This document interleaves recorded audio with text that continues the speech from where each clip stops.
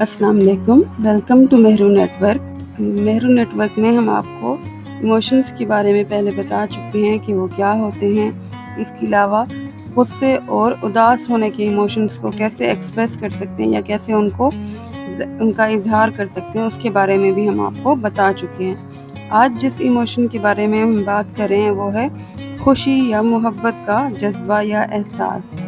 आज हम आपको सिखाएंगे कि आप खुशी या मोहब्बत का इजहार कैसे कर सकते हैं। तो चलिए शुरू करते हैं। खुशी या मोहब्बत हम तब महसूस करते हैं जब हमारे इर्द गिर्द सब ठीक हो, यानी हम सेफ या महफूज महसूस करते हैं। हमें लगता है कि हम अभी जो चल रहा है वो बहुत अच्छा है, बहुत ठीक चल रहा है, तो हम खुश या मोहब्बत या प्यार महसूस करते हैं। उसका इजहार हम आम तौर पर नहीं करते। क्योंकि हमें लगता है कि हम पॉजिटिव फील कर रहे हैं, तो क्यों ना सिर्फ फील करने पे तवज्जो दी जाए। यानी हमें लगता है कि अगर हम इसका इजहार नहीं करेंगे तो कोई फ़र्क नहीं पड़ेगा। यानी अगर हम किसी के बारे में अच्छा महसूस करें तो यही काफ़ी है, उसको एक्सप्रेस करना ज़रूरी नहीं है।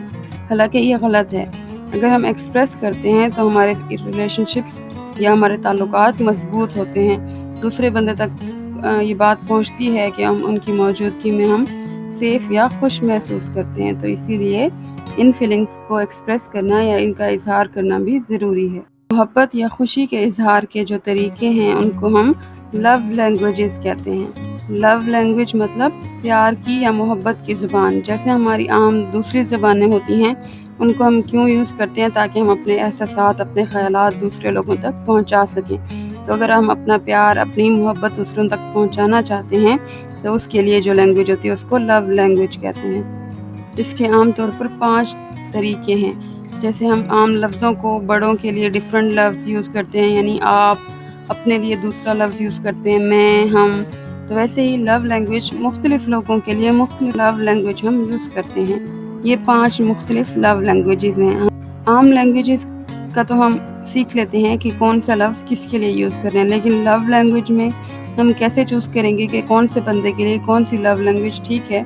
उसके लिए हम 2 से 3 बातों का ख्याल रख सकते हैं। पहला है ट्राई ऑल लैंग्वेजेस, यानी अगर आप उस शख्स को नहीं जानते, जैसे हम किसी को नए मिलते हैं, कोई हमारा नया दोस्त बनता है, या जैसे शादी वगैरह होती है या इस तरह का, यानी या जॉब में हम जाते हैं, ऑफिस में, यानी हम उनको पहले से नहीं जानते, तब हमें तमाम यानी 5 लैंग्वेजेस हम उनको ट्राई कर सकते हैं। यानी गिफ्ट्स देकर या कॉम्प्लीमेंट देकर, तारीफ़ करके या सलाम करते हुए, टच से, या मतलब इकट्ठे चाय पीकर, इकट्ठे लंच करके, इस तरह हम या एक दूसरे की हेल्प करके तमाम लैंग्वेजेस यूज़ कर सकते हैं। फिर हम देखेंगे कि कौन सी लैंग्वेज जो है वो इफ़ेक्टिव है, यानी कौन सी चीज़ अगले बंदे को ज़्यादा पसंद आ रही है। क्या उनको हमारी हेल्प करना ज़्यादा पसंद आ रहा है या कॉम्प्लीमेंट करना ज़्यादा पसंद आ रहा है, तो फिर उस लैंग्वेज को हम कंटिन्यू कर सकते हैं।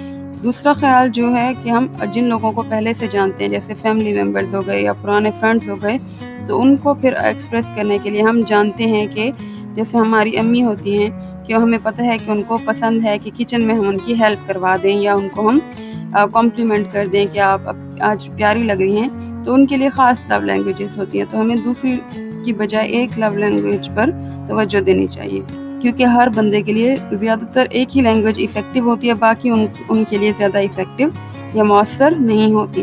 देन है यूज़ पर्सनैलिटी ऑपोजिट लैंग्वेज, यानी अगर आपने ऑब्ज़र्व भी नहीं किया हुआ बंदे को, और अगर आप उनके ऊपर मतलब इतना टाइम नहीं है कि आप सारी लैंग्वेजेस अप्लाई करके चेक करें, तो आप ये टेस्ट कर सकते हैं कि आपको जो पर्सनैलिटी उनकी नज़र आ रही है उसके ऑपोजिट ट्रेट यूज़ करें। जैसे अगर कोई बंदा कम बोलता है, चुप रहता है, तो उसके लिए वर्ड्स का जो लैंग्वेज है वो इफ़ेक्टिव रहता है। क्यों? क्योंकि वो ज़्यादातर खामोश रहते हैं, तो लफ्ज़ों को अहमियत देते हैं। यानी जब आप बोलेंगे या उनके सामने या वो लफ्ज़ सुनेंगे, तो उनको एक लफ्ज़ को वो तवज्जो से सुनेंगे, उनका एहसास यानी वो अपने अंदर महसूस करेंगे और उनको याद रहेंगे। यानी आप लफ्ज़ों के ज़रिए उनको अपनी फीलिंग्स को एक्सप्रेस कर सकते हैं। इस तरह कुछ लोग जो होते हैं वो बिज़ी रहते हैं हर वक्त, तो यानी उनको वो अपने कामों में मसरूफ़ रहते हैं, यानी सोशल जैसे होते हैं, तो उनको कुछ देर रोक के रखना, यानी अपने लिए कुछ टाइम निकालना, जैसे इकट्ठे वॉक पे जाना, इकट्ठे शॉपिंग करना या मूवी देखना, वो उनको अट्रैक्ट करता है। तो इसी तरह यानी जो बंदा आपको नज़र आ रहा है उसके ऑपोजिट ट्रेड्स आप चूज़ कर सकते हैं, वो इफ़ेक्टिव होते हैं, वो उनके ऊपर ज़्यादा असर करते हैं। جی، ورڈس لینگویج جو ہے وہ ایسے لوگوں کے لیے ہوتی ہے، جیسے ہم پہلے بھی بات کر چکے ہیں، کہ جو خاموش رہتے ہیں یا جو مطلب زیادہ بولنے والے لوگ نہیں ہوتے یا کم کو ہوتے ہیں، ان کے لیے ورڈز زیادہ افیکٹو ہوتے ہیں، یعنی وہ لفظوں کو زیادہ اہمیت دیتے ہیں۔ اگر آپ ان کو کوئی گفٹ دے دیں یا ہیلپ کر دیں تو وہ ان کو زیادہ اچھی نہیں لگے گی، یا ہو سکتا ہے وہ اتنا اثر نہ کرے، لیکن ورڈز ان کے لیے زیادہ اہمیت رکھتے ہیں۔ تو آپ ان کے ساتھ بات چیت کر کے، ان کے حال احوال پوچھ کر یا ان کی تعریف کر کر اپنی محبت کا اظہار کر سکتے ہیں۔ ٹچ یہ ان لوگوں پر مؤثر ہوتی ہے جو بہت سینسیٹیو ہوتے ہیں، جیسے کچھ الگ تھلگ رہنے والے لوگ ہوتے ہیں، جن کے زیادہ دوست نہیں ہوتے یا جن کے فیملی بیک گراؤنڈ میں زیادہ کنیکشن نہیں ہوتے، ایک دوسرے سے تعلق مضبوط نہیں ہوتے، تو ان کے لیے بہت افیکٹو ہوتا ہے۔ یعنی ان کو ہگ، یعنی گلے ملنا، ہاتھ ملانا، یا جیسے بالوں میں ہاتھ پھیرنا، انگلی پھیرنا، تو یہ ان کو کنیکشن یا ان کو رابطہ کا ان کو لگتا ہے کہ کوئی ہمارے پاس ہے، کوئی ہمارے ساتھ ہے، تو ان کے لیے یہ مؤثر ہوتے ہیں، یعنی یہ فیلنگز ان تک پہنچانے کے لیے اچھی لینگویج ہوتی ہے۔ ہیلپ یعنی کسی کی کام میں مدد کر دینا۔ کیسے کام میں مدد؟ یعنی جو ان کے عام روزمرہ کے کام ہوتے ہیں، یا کوئی جیسے بزی ہوتا ہے تو ان کا کوئی ایک کام نپٹا دینا،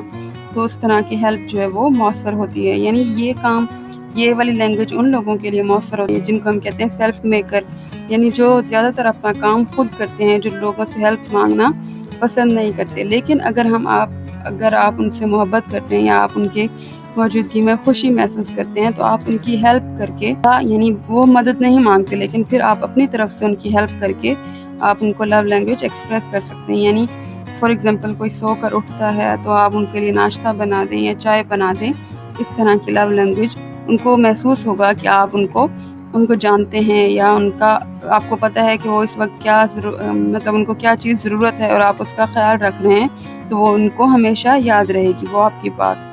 ٹوگیدرنس ایسی لو لینگویج ہے جس میں آپ اس پرسن کے ساتھ جس کو آپ فیلنگز ایکسپریس کرنا چاہتے ہیں ان کے ساتھ مل کر کوئی کام کریں۔ جیسا کہ آپ کے کسی بھائی کو کرکٹ دیکھنا، میچ دیکھنا پسند ہے، تو آپ چھٹی کے دن تو ان کے پاس چلے جائیں، یعنی کوئی کھانا وغیرہ لے کر، اور اکٹھے میچ انجوائے کریں، تو وہ اچھا محسوس کریں گے۔ یعنی عام روٹین میں ان کا میچ دیکھنا اور آپ کے ساتھ میچ دیکھنا زیادہ فرق ہوگا، یعنی وہ آپ کے ساتھ میچ دیکھنے کو زیادہ انجوائے کر سکیں گے۔ اس طرح کی اکٹھے ٹائم سپینڈ کرنے کی لینگویج بھی بہت مؤثر ہوتی ہے۔ یہ والی لینگویج ان لوگوں کے لیے افیکٹو ہوتی ہے جو بہت سوشل ہوتے ہیں یا بہت بزی رہتے ہیں، یعنی لوگوں میں گھرے رہتے ہیں، تو ان کو چاہیے ہوتا ہے، وہ چاہتے ہیں کہ ان کی لائف میں کچھ ایسا وقت بھی ہو جب صرف 2 لوگ ہوں یا کوئی ایک بندہ ہو جس سے وہ اپنی باتیں شیئر کر سکیں، یا ان کے ساتھ ایسا ٹائم سپینڈ کر سکیں جو ان کی میموری میں ہو۔ عام طور پر وہ جب سارے لوگوں سے ملتے ہیں وہ ان کے لیے نارمل بات ہوتی ہے، لیکن جب کسی ایک خاص شخص سے وہ ملتے ہیں، کوئی اکٹھے کام کرتے ہیں، تو وہ ان کے لیے اسپیشل چیز ہوتی ہے۔ گفٹ کی لینگویج جو ہے ان لوگوں کے لیے بہت مؤثر ہوتی ہے جن کی پیچھے کی زندگی مشکل وقتوں میں گزری ہو، یعنی کوئی افورڈ نہ کر سکتا ہو، جیسے اچھا کھانا، اچھے کپڑے، تو یہ ان لوگوں کے لیے افیکٹو ہے جن کی زندگی میٹیریل سے بھری نہیں ہوتی، یعنی وہ اپنے اوپر خرچ نہیں کرتے، نہ اپنے کھانے پر، اپنے کپڑوں پر، تو ان کو اگر ہم گفٹس دے دیں تو وہ ان کے لیے اچھا اظہار ہوتا ہے۔ امید ہے آپ کو سمجھ آ گئی ہوگی کہ اب لو لینگویجز کو کیسے استعمال کرنا ہے۔ Thank you for watching.